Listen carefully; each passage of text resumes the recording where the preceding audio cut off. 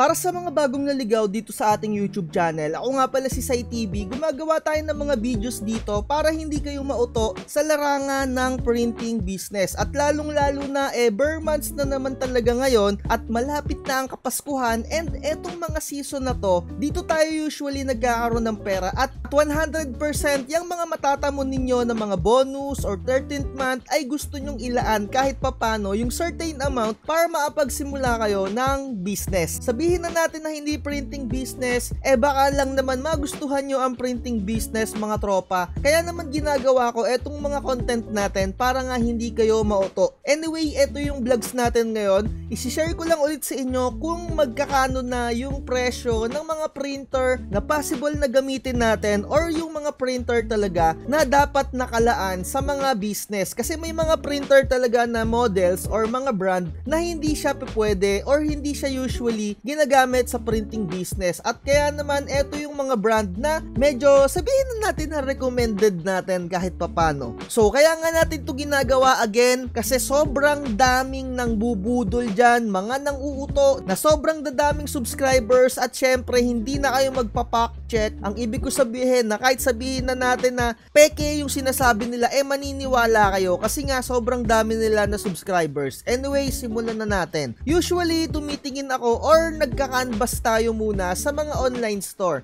Epson 121, eto nga pala yung printer na kahit sobrang tatag na or kilala na yung isang tao sa printing business, gumagamit pa rin talaga ng ganitong klaseng printer. Bakit nga ba? Kasi sobrang flexible na itong printer na to, pwede siya sa sublimation printing. Tatanggalin mo lang or hindi mo lang gagamitin yung pinakakasama niyang ink. Kapag bumili ka ng printer ng mga Epson, may mga kasama na siyang ink na dye ink. And kahit na anong brand ang bilihin mo na printer, may mga kasama siyang default na mga ink. And etong Epson printer lang talaga yung pwede mong, alam mo yon na sobrang flexible niya. Pwede siya sa pigment ink and pwede siya sa sublimation. Napakamura niya to the point na kaya mong makabili nito lalong-lalo na kapag sale around 4,000. Kaya naman lagi ko sinasuggest sa inyo sa online kayo bibili kasi may mga vouchers, may mga discount, may mga flash sale, di ba?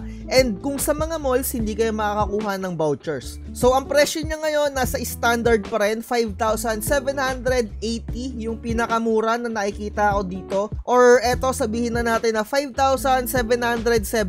And kung may mga iba pa kayong makikita na mga store, dun kayo bumili kung mas mura, pero I highly recommend na talagang bibili lang kayo sa pinaka mismong Epson seller lang. Kagaya neto, eto yung pinaka Epson Lazmall or mismong Epson company yung may-ari neto. Kaya naman talaga napaka-standard nung price, and kung may mga vouchers ka, mas leles pa yan. So ayan yung pinaka number 1 na kahit papano suggested ko at napakamura. Pwede na kayo makapagsimula ng mugs printing using this printer. At next naman natin, kung talagang gusto niyo lang talagang magsimula ng printing business pero hindi kayo magko-convert into pigment ink, yung tipong stay lang kayo sa original ink, eto naman kahit papano yung may sasuggest ko sa inyo, Canon printer G1010 na model. Napakamura nito to the point na makakabili ka niyan sa halagang 3,000. Lalong-lalo na kapag naka-sale siya. So nakikita natin 4,570. Ako personally, bumili ako niyan around 3,500. And ginamit ko siya kahit papano ng panandalian. Pero may nag-message sa akin at gusto niyang bilhin. So ayun, hindi siya tumagal sa akin at naibenta ko agad siya. Kasi okay naman din talaga itong printer na to kung stay ka lang sa original ink. And again, etong Canon na G1010 for Windows lang siya. Hindi siya pwede sa mga Mac OS. And original ink lang dapat yung ginagamit mo dyan. So move forward tayo para hindi na masyado humaba yung pinaka-vlogs natin. So next naman natin etong Epson 1210 na model. So parehas lang siya ng mga nabanggit ko na una na printer na meron lang silang print function, pero ang pinakadagdag lang na features na itong Epson 1210 hindi mo na siya kailangan pang tanggalan ng shark teeth. Etong Epson 121 kasi mga tropa, may mga tweaks and tricks ka pang kailangan dyan kasi kailangan mo talaga siyang i-modify to the point na magamit mo siya for printing business purposes. Kasi etong printer na to for document printing lang talaga siya nakalaan. Inuulit ko, for document printing printing lang siya nakalaan. So gagamitin mo yung mga modification, may mga gagawin kang tricks dyan para magamit mo siya or para makapag-print ka ng mga makakapal na photo paper. So dito sa Epson 1210, wala ka nang usually na alam mo yon na imo-modified. Pero syempre may mga time pa rin kung talagang sobrang kapal nung ipiprint mo or pagpiprintan mo, pwede mo siyang i-modified.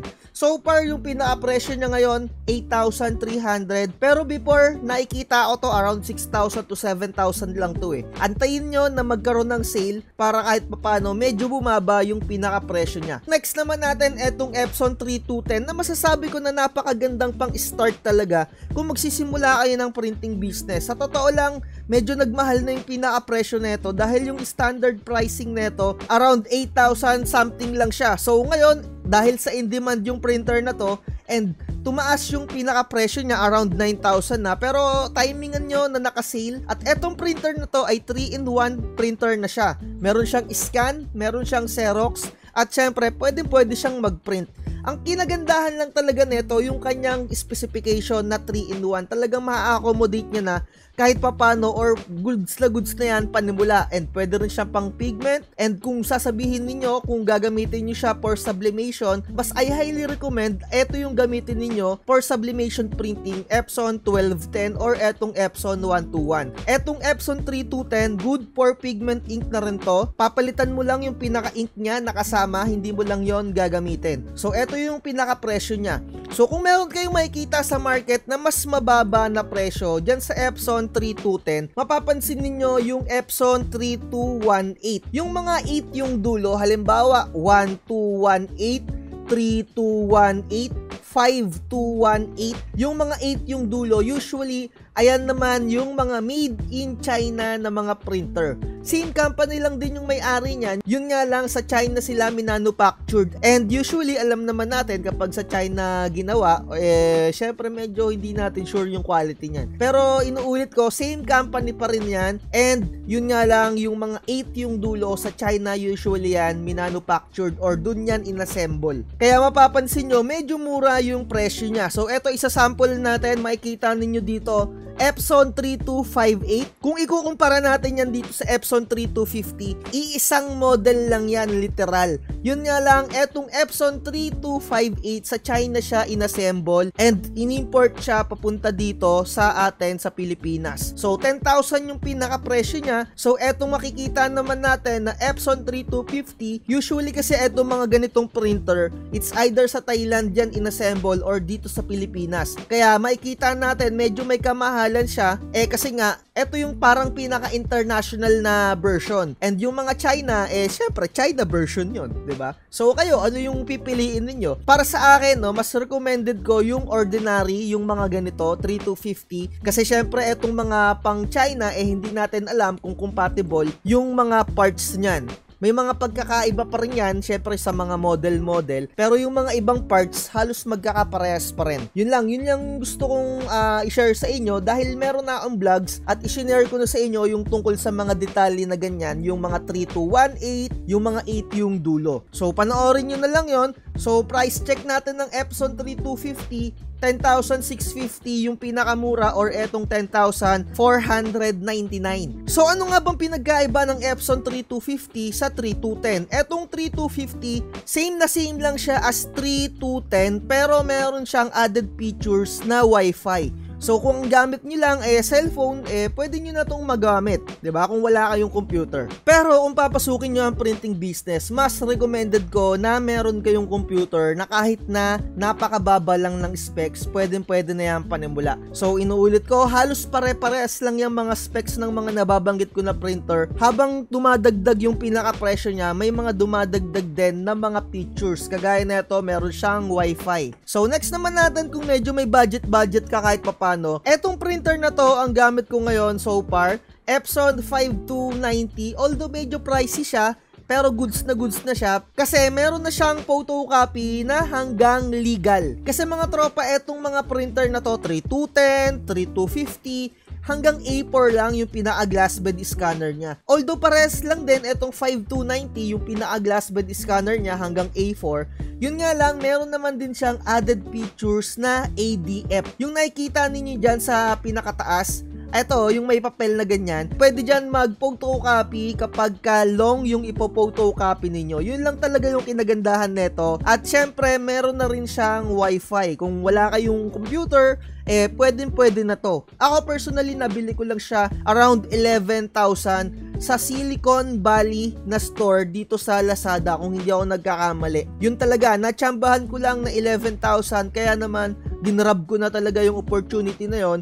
So kahit papano sa pagkakaalam ko, almost 1 year na mahigit. Sabihin na natin na 1 year and 6 months na rin siguro yung printer ko na to. All goods na all goods talaga. Ito yung pinagbilihan ko, no, Silicon Valley. Medyo tumaas yung presyo niya ngayon kasi natsambahan ko lang talaga yon na naka-sale. And syempre kung gusto nyo na medyo mabilis-bilis yung print ninyo, wag na kayong mag-atubili pa. Mag-Epson Workforce printer na kayo. Yun nga lang talaga may kamahalan yung ganitong printer. Pero mga tropa ha, kung meron talaga kayong kukunin na pwesto at seseryosohin nyo yung printing business, okay na okay tong Epson printer na to. And syempre, kailangan nyo lang siyang ipa-chipless. Ano nga ba yung chipless? Yung pinaka-ink niya dito, kasi napakamahal yan kung bibilihin mo yung pinaka-original. I-modified yung pinaka-software niya para makagamit kayo ng mga alternative na ink kagaya ng mga Hansol or Kuyi. Pero mga tropa, sobrang bilis na mag-print talaga neto, as in. Yung 500 sheets na bond paper, kayang-kaya niyang i-print wala pang 1 oras. Literal. Pero may mga downside din tong mga ganitong printer. Kung may mga printer kayo na ganito, ay highly recommend na bumili kayo ng uninterrupted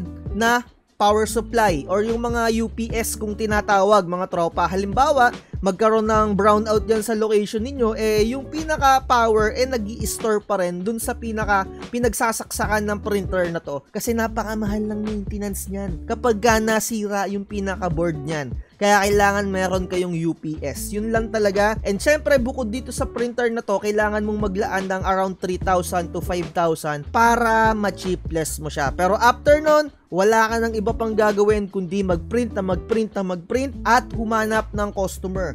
Papakita ko sa inyo saglit yung pinaka-sample kung gaano siya kabilis mag-print. Play lang natin tong nag-comment or nag-feedback dito sa Lazada. Ganyan siya kabilis mag-print. Nakita nyo? Ang bilis talaga. Ulitin lang natin, no? Isang mabilis lang to. Parang photocopy ata yung ginawa doon. Ayun, no? 1 to 2 seconds lang. Print niya na kaagad, diba? Sobrang bilis. Sana nakita nyo yung video na yun.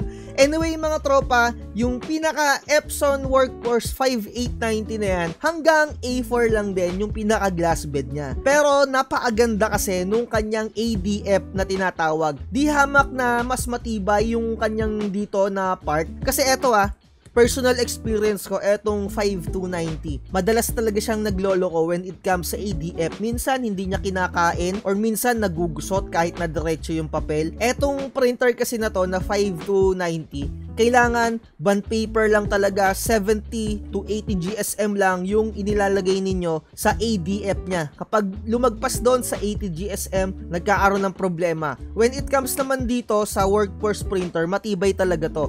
Pero hindi pa ako gumagamit ng ganito. Nakikita ko lang sa mga feedback and sa mga customer at sa mga nagme-message sa atin sa ating Facebook page, mga tropa. Napakaganda, sulit na sulit. Kaya naman, ingatan niyo yung printer na ganito. Kung ganito yung bibilihin niyo, make sure na meron kayong UPS. Yun lang talaga. Kung seseryosohin nyo or kailangan nyo talaga ng mabilis mag-print, eto talaga yung bilhin niyo. Or else, may mga nagko-comment sa ating YouTube channel, mag-brother printer daw kayo kasi mabilis daw talaga mag-print ang brother printer kung ikukumpara mo siya sa Epson. Sabi ng mga nagko-comment dito. Pero kasi sa akin, mga tropa, sa experience ko kasi sa brother printer, although lahat naman ng mga printer ko na nabanggit dito sa vlogs natin, may mga pros and cons talaga siya. Yun nga lang, when it comes sa brother printer, sobrang hirap niyang baklasin. Personally, para siyang disposable kung hindi ka marunong mag-maintenance. Talagang kapag ka nagka-problema, hindi mo siya kayang baklasin ng sarili mo lang. Maghahanap ka talaga ng service center at alam naman natin, natatagain talaga kayo dyan. Kung hindi pa kayo nakapagpunta sa mga service center,